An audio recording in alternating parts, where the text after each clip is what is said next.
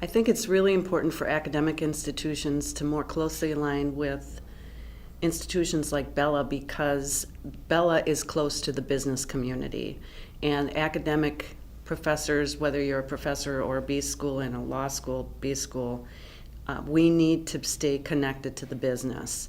And not every institution like BELA, I think, is worthy of that. I think there are a lot of organizations out there that academics can associate themselves with, but my knowledge of BELA and the corporate partners that I work with is it's very well regarded. And so I think it's really important for us to stay connected to BELA from that perspective. The leaders in the community, business community, regard it highly, and therefore I think we should.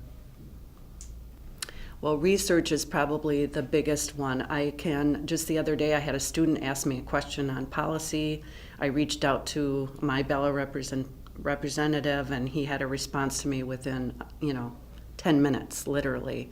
And that kind of partnership is important for both our students and for me as an academic in the field. I think it's really important that I stay on top of thought leadership in this area. The corporate partnership that BELA has is way beyond the partnership that I have. I tend to, or I should say the University of St. Thomas tends to focus its relationships in the Twin Cities, which is full of Fortune 500 companies, but I see BELA as an opportunity to get further out of the Twin Cities on more of a national basis. The way that we insert ethics and compliance into our programs at the University of St. Thomas is we really embed ethics into all of our courses. We have required courses one is called Ethical Cultures. We have another required course, which is the capstone called Executive Perspectives in Ethics and Compliance, where we embed both theory and practice of ethics into the profession of being an ethics and compliance in that field.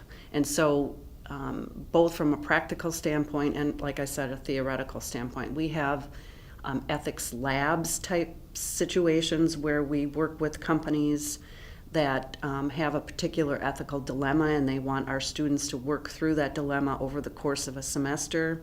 So it's really, I think it's one of the things that makes the University of St. Thomas's master's degree program in ethics and compliance different, is how much we weave ethics into all of our program. I think that academic institutions and companies can align to embed ethics and compliance into early leadership development in the way that the way that companies professionally develop their employees. They can work with universities to ensure that they're getting the most recent thought leadership, the most recent research. It's very important that